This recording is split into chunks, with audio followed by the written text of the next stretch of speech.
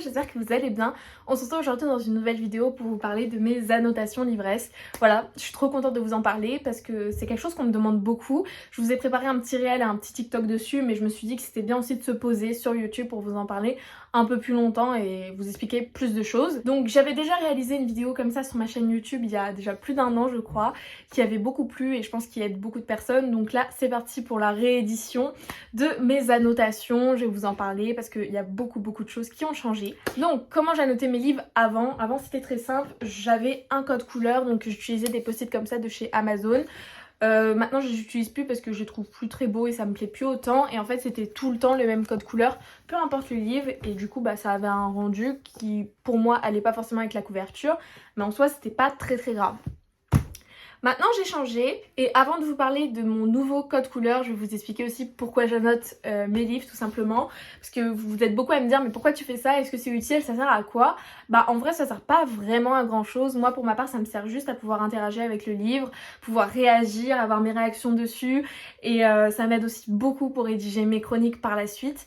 Et vous en parlez aussi en vidéo ou autre, c'est parfois j'oublie des petits éléments, il suffit que je regarde mes post-it, je lis un petit peu mon code couleur, je vais sur certains endroits et c'est bon, je suis à vous et je peux vous en parler. Même parfois j'oublie des prénoms ou des noms, et parfois je mets un petit post-it sur chaque personnage, j'essaye de faire en sorte que s'il y a des personnages qui me plaisent, bah, je leur donne une couleur en particulier et hop, je peux vous en parler plus librement et plus facilement.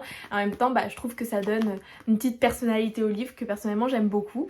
Maintenant, j'essaye plus d'associer mon code couleur à la couverture du livre. Par exemple, là on voit qu'on a des couleurs très claires, assez orangées et tout, un peu comme ce livre-là. Et ce que je fais, c'est que je vais prendre une page du livre qui est vierge et venir rentrer mon code couleur avec des post-it. Par exemple, pour Vers la beauté, j'avais fait un code couleur où j'avais un post-it pour les belles citations, les moments de douceur, ce qui me touche, l'amour et l'art. Et voilà, et je fais ça un peu pour toutes mes lectures. J'avais fait aussi pour Inheritance Game. Donc là on a beaucoup de post-it assez bleus, assez verts. Et là dans ma lecture en cours, donc The Prison Healer, j'ai fait pareil et j'aime trop mon code couleur que j'ai fait. Et comme ça donc violet, un peu plus en lien avec la couverture.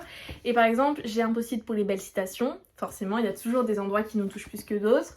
Les moments de fou, genre où il se passe des trucs de ouf, surtout dans la fantasy et la romantasy, il y a ce post-it. Bien sûr la romance, l'univers, donc il y a des avancées sur l'univers ou des choses qui nous sont révélées. Hop, c'est des moments importants donc je mets un post-it. Ensuite j'ai un post-it pour les personnages que j'aime, les révélations et ce qui m'énerve aussi parce que c'est important de le noter. Donc voilà, ça j'aime beaucoup le faire et puis je trouve que ça fait un truc plus propre à chaque livre. Donc voilà, je crée mon petit code couleur avant de commencer une lecture et je trouve ça trop cool comme moment. Donc le matériel que je vais utiliser, donc je vous avais montré qu'avant j'utilisais les post-it de chez Amazon. J'ai changé et j'ai découvert les post-it de chez Shein qui étaient quand même beaucoup plus jolis. Donc voilà, il y a des couleurs un peu plus roses, rouges, d'autres un peu plus ternes comme ça qui sont aussi super cool. Des gris, du gris, des softs et tout ça. Je vous mettrai les liens dans la barre d'infos comme ça si jamais ça vous intéresse. Du vert, du bleu. Voilà, j'en prends plusieurs grilles. Dernièrement, j'ai découvert les mêmes couleurs mais sur Amazon. Je vous mettrai aussi le lien où on a toutes les couleurs dans le pack avec 2 paquets comme ça. Donc je vais vous parler de ces post-it aussi qui sont très intéressants. Et j'ai aussi des post-it comme ça qui viennent de chez Shein que j'aime trop. Ils sont vraiment trop belles. Les couleurs, elles sont toutes belles, toutes nude.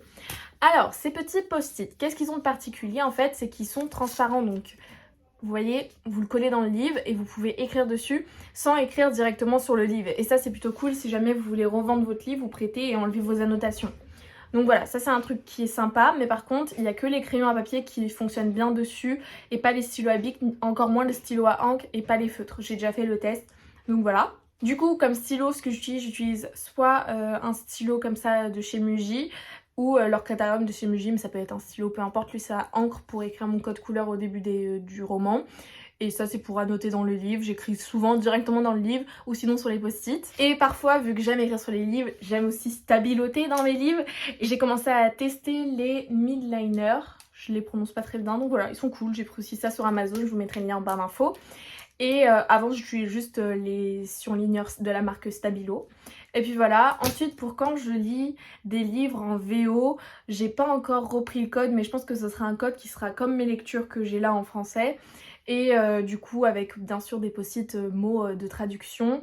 J'ai continue toujours d'écrire au crayon à papier dans ces lectures là, même si ça fait longtemps que j'ai pas fait, mais je compte bientôt lire un roman en anglais. Donc voilà. Et en soi c'est tout pour mes annotations, j'avais pas plus de choses à vous dire. En tout cas j'espère que ça vous aura plu et que j'aurai répondu à certaines de vos questions. N'hésitez pas à vous aussi à me partager votre code couleur ou autre. J'essaierai de vous faire un petit résumé de mon code couleur dans la barre d'informations. Et voilà, on se dit à très bientôt dans une prochaine vidéo. Bye bye!